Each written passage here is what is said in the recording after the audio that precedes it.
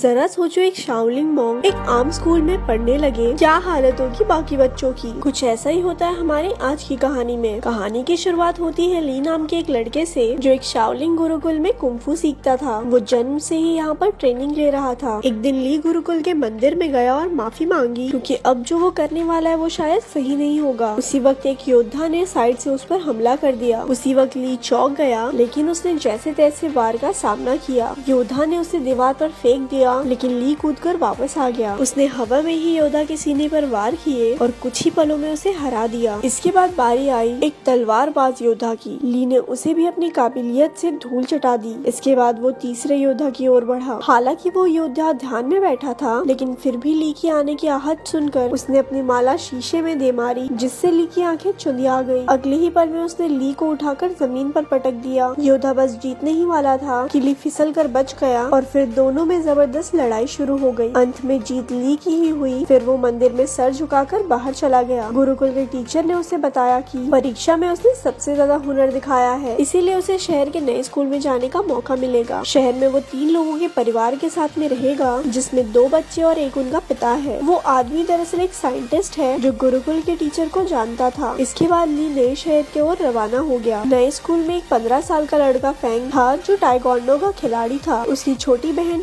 शैन अपने भाई से बेहद प्यार करती थी। स्कूल के ताइक्वांडो क्लब को लैन संभालती थी। वो फेंग के मुकाबले देखकर उसे उसकी कमियां बताती थी, ताकि वो और बेहतर हो सके। लैन का भाई तो एक नंबर का पेटू था। उसे हर वक्त खाने के सिवा कुछ नहीं सोचता था। वो चारों अच्छे दोस्त थे और आसपास ही रहते थे। दरअसल ली लैन के घर ही रहने आने वाला था। उनके पिता डॉक्टर हैन कड़ी मेहनत से काम में जुटे थे। उसकी पत्नी कई साल पहले गुजर गई थी, तो अब वो काम में मस्त रहता था। वो एक खास डिवाइस तैयार कर रहा था, जिस पर शहर के गुंडों की नजर थी। डॉक्टर हैन ने बच्चों को कॉल किया, पर लैन खुश नहीं थी, क्योंकि उसके पिता कभी घर ही नहीं आते थे। डॉक्टर हैन ने जल्द ही घर आने का वादा किया और उन्हें एक तोहफा खोलने को कहा, जो उसने घर पर भिजवाया था। असल में उस डिब्बे में वही डिवाइस था जो वो गुंडे चुराना चाहते थे। तभी ली ने दरवाजा खटखटाया और लैन उसे अंदर ले आई। वो उसे उसका कमरा दिखाने ले गई और उधर उसके पिता को गुंडों ने बंदी बना लिया। उस गैंग के लीडर लैरी ने डॉक्टर हैन को धमकाकर उससे वो डिवाइस मांगा। डॉक्टर हैन ने कहा, ऐसा तो कोई डिवाइस है ही नहीं। उसने बताया कि वो तो एआई टेक्नोलॉजी पर काम कर रहा है, जिससे कि उसके बच्चे अपनी माँ की आवाज वाले रोबोट से बात कर सके। लेकिन लैरी को उस पर विश्वास नहीं हुआ। उसने सीसीटीवी फुटेज से पता लगाया कि वो डिवाइस तो डॉक्टर हैन के घर जा चुका है। फिर लैरी के 2 चेलों ने आगे बढ़कर डिवाइस चुरा के लाने का जिम्मा ले लिया। स्लॉपी और फिस्ट काफी खुश थे, क्योंकि गुंडे बनने के बाद ये उनका पहला मिशन था। उन दोनों ने अजीबोगरीब कपड़े से भेस बदला और लैन के घर के बाहर जाकर खड़े हो गए। उनमें से एक ने रात को अंदर घुसने का फैसला किया, लेकिन फिर दूसरे ने कहा कि बच्चे ने स्कूल चले ही जाना है, दिन में चुरा लेंगे भाई। घर में ली नए शहर के तौर तरीके सीख रहा था। उसने लैन को ताइक्वांडो मैच देखते हुए देखा, तो उसे भी ये खेल दिलचस्प लगा। रात को जब वो ध्यान में बैठा, तो यू की वीडियो गेम के वजह से उन दोनों में बहस छिड़ गई, लेकिन जल्द ही दोनों मिलकर वीडियो गेम का मजा उठाने लगे। उधर लैन ने जब कमरे में वो तोहफे का डब्बा खोला, तो उसमें एक पांडा कीचेन निकली। दरअसल वो नहीं जानती थी कि ये पांडा ही वो पेन ड्राइव है, जिसके पीछे वो गुंडे कब से पड़े हैं। जब लैन ने बटन दबाया, तो पांडा ने उसे पासवर्ड रखने को कहा। तभी लैन ने कहा कि कैसा पासवर्ड, और अनजाने में यही पासवर्ड सेट हो गया। फिर पांडा को ऑन करने पर उसे पता चला कि उसमें उसकी माँ की आर्टिफिशियल इंटेलिजेंसी वाली आवाज है। अगली सुबह ली, यू और लैन के साथ स्कूल के पहले दिन के लिए निकल पड़ा। उन दोनों गुंडों ने बच्चों को बाहर जाते हुए देखा और अपने प्लान को अंजाम देने का फैसला किया। तभी उनमें से एक की नजर उस पैंडा कीचेन पर पड़ी, जो लैन ने अपने बैग से टांग रखा था। अब उन्होंने लैन से वो कीचेन छीनने का प्लान बनाया। रास्ते में लैन ने ली को फैन से मिलवाया। उसी वक्त एक गुंडे ने चुपके से कीचेन चुरा लिया और वहाँ से भाग गया। तभी ली ने उसे देख लिया और अपनी फुर्ती दिखाते हुए गुंडे को झट से पकड़ लिया। तभी फैन भी उसका साथ देने आ गया और दोनों ने मिलकर उस गुंडे की खूब धुलाई की। लेकिन वो गुंडा अब भी नहीं माना और एक बार फिर से पैंडा चुरा कर भाग निकला। पर उन सभी दोस्तों ने मिलकर उसे कचरे के डब्बे में फिट करके एक सड़क से लुढ़का दिया। फिर स्कूल में ली के क्लास के बच्चे एक शाओलिंग योद्धा को देखकर हैरान रह गए। वो उससे पूछने लगे कि क्या कभी वो शादी कर सकता है। वो उससे उल्टे पुल्टे सवाल पूछने लगे। तुम कभी शादी कर सकते हो क्या भाई, कुंफू करके दिखा दे। यही सवाल बार बार पूछ के सब उसके मजे लेने लगते हैं। आखिरकार टीचर ने उन्हें शांत कर कहा कि ये सब खेलने के पीरियड में करना। खेलने के पीरियड में उनके कोच ने बताया कि अगले महीने उनके चुस्ती फुर्ती की जांच होगी और जो कोई इसमें पास नहीं होगा वो अगली क्लास में नहीं जा सकता। ये सुनते ही यू की हालत पतली हो गई, क्योंकि वो बहुत मोटा था। भगवान जानता था भाई साहब कि वो कितनी मुश्किल से चलता करते थे। फिर कोच ने सबसे 100 मीटर की दौड़ लगवाई। ली ने तो समय से पहले ही 2 चक्कर पूरे कर लिए, बल्कि बाकी बच्चे अभी पहले चक्कर में ही थे। इसके बाद उन्हें पुशअप करने कहा गया, जिसमें अपना ली पहले से ही माहिर था। उसने 100 से भी ज्यादा पुशअप किए और बाकी बच्चों से तो 2 भी नहीं हुए। बाद में तो उसने एक हाथ से पुशअप करना शुरू कर दिया। उसकी काबिलियत देखकर सभी बच्चे कूदने लगे। फिर बारी आई ऊंची छलांग लगाने की। ये तो ली के बाएं हाथ का खेल था। बेचारा यूं तो मुंह के बल नीचे गिर पड़ा। वहाँ डॉक्टर हैंक की लैब में लैरी ने उन्हें एक कुर्सी से बांध रखा था और उन्हें गोल्फ बॉल से पीट कर परेशान करके रखा था। रात को वो दोनों गुंडे मौका देखकर लैन के घर में घुस आए। तभी ली की नजर उन पर पड़ गई और वो एक खिलौने के पीछे छुपकर उन्हें डराने लगा, लेकिन उन्होंने जल्द ही उसे देख लिया और मौका देखकर उस पर हमला कर दिया। जब लैन वहाँ पहुँची तो गुंडों ने पांडा चुरा लिया और फरार हो गए। ली ने लैन और यू को सारी कहानी बताई, लेकिन उन दोनों को लगा कि वो मजाक कर रहा है। इसके बाद हम देखते हैं कि वो दोनों गुंडे मुंह में गोल्फ बॉल भर कर लेटे हुए थे। असल में उन्होंने पैंडा की चेन की बजाय वैसा ही दिखने वाला एक परफ्यूम चुरा लिया था। लैरी को एक खास डिवाइस 3 दिन के अंदर किसी कंपनी को बेचना है और इसीलिए अब उसे बेचैनी होने लगी। उसने बड़े गुस्से में उन दोनों गुंडे के गोल्फ बॉल से निशाना लगाया और उन्हें धमकाकर जल्द से जल्द वो खास डिवाइस लाने का ऑर्डर दे दिया। अगले दिन स्कूल में सारे बच्चे फैंग का टाइक्वांडो मुकाबला देख रहे थे। वहीं यू और शैंग शैंग पीछे बैठी 2 बदसूरत लड़कियों के बारे में बातें करने लगे। ये लड़कियां कोई और नहीं बल्कि वही दोनों गुंडे थे जो भेस बदल कर वहाँ आए थे। उन्हें लैन के बैग पर वो पैंडा दिखाई दिया और दोनों से चुराने के लिए सही मौके का इंतजार करने लगे। उसी वक्त ली ने फैन को एक मुकाबले की चुनौती दी। इस मजेदार मुकाबले को देखने के लिए सभी बच्चे भागकर आगे चले गए। अब सही मौका देखकर गुंडों ने बैग से पैंडा चुराने की कोशिश की, लेकिन इस चक्कर में उनके नकली बाल वही फंस गए। उधर मुकाबले में फैंग और ली में जबरदस्त टक्कर हो रही थी। दोनों ही एक दूसरे पर भारी पड़ रहे थे। आखिरकार दोनों ने एक दूसरे को ना मारने का फैसला किया और मुकाबला खत्म हुआ। उसी वक्त सबने पीछे मुड़कर उन दोनों गुंडों को पहचान लिया। बच्चों ने मिलकर उन पर हमला बोल दिया, लेकिन इस बार वो एक बच्ची को मारने की धमकी देकर पैंडा डिवाइस लेकर भाग गए। फिर बच्चे मिलकर प्रिंसिपल के पास गए और पुलिस को बुलाकर सारा माजरा समझाया। वहीं ली खुद को इन सब का जिम्मेदार समझ रहा था, क्योंकि अगर उसने फैन को चुनौती नहीं दी होती तो लैन अपने बैग से दूर ही ना जाती। लेकिन बाकी बच्चों ने उसे दिलासा दिया कि ऐसा नहीं सोचना चाहिए। आखिरकार लैरी के हाथ वो डिवाइस लग गया और उसके जरिए कंप्यूटर पे उसने एक प्रोग्राम चलाया, लेकिन उसे इस्तेमाल करने के लिए पासवर्ड की जरूरत थी, ये वो नहीं जानता था। उसने कुछ प्रोग्रामर्स को बुलाकर लॉक खोलने के लिए कहा, लेकिन पूरा दिन बीतने पर भी कुछ हाथ नहीं लगा। अब लैरी के गुस्से की सभी हदें पार हो गई थी। तभी उसने डॉक्टर हैन के फोन पर उसकी बेटी का मैसेज देखा। लैन चाहती थी कि उसके पिता उसके जन्मदिन के लिए कल घर आ जाए। लैरी ने डॉक्टर हैन की तरफ से कल पार्टी में पहुंचने का वादा कर दिया। अगले दिन लैन और उसके दोस्त जन्मदिन के पार्टी की तैयारी कर रहे थे। बाकी सब लैन को घर में अकेला छोड़कर उसके लिए तोहफे लेने गए। तभी लैन को उसके पिता का मैसेज मिला कि वो घर के बाहर आ गया है, लेकिन जैसे ही वो घर के बाहर निकली उसे किसी ने अगवा कर लिया और गाड़ी में डालकर ले गया। उसी वक्त ली और उसके दोस्तों ने लैन को वैन में देखा और अपनी साइकिल्स लेकर उसका पीछा करने लगे। अंत में सब डॉक्टर हैन की लैब में पहुँचे और लैन को ढूंढने लगे। वहीं लैरी और उसके बिजनेस पार्टनर में बहस छिड़ी हुई थी, क्योंकि लैरी उस खास डिवाइस को कल बेचने वाला था, लेकिन अब तक तो उसे उसका पासवर्ड पता नहीं। अब लैरी गुस्से में लैन के गले पर चाकू रखकर उससे पासवर्ड पूछने लगा। लैन ने जवाब दिया, कैसा पासवर्ड? और उसी वक्त वो प्रोग्राम चालू हो गया। बाहर शुरुआत वाले दोनों गुंडे अड्डे की रखवाली कर रहे थे। ली और फैन ने उन पर हमला करके उन्हें कुछ ही पलों में चित कर दिया, लेकिन इसके बाद उनका सामना हुआ लैरी के आदमी ब्रैडली से। वो भी एक खतरनाक फाइटर था, इसीलिए ली और फैन मिलकर भी उसे हरा नहीं पा रहे थे। अंदर लैब में लैरी की डील पक्की होने ही वाली थी कि उसी वक्त यू ने आकर चुपके से आकर अपने बहन और पिता को रिहा कर दिया। ली ने भी वहाँ पहुंचकर गुंडों का मुकाबला किया। उसी वक्त लैरी पेन ड्राइव वाला बैग लेकर बाहर की ओर भागा, लेकिन डॉक्टर हान,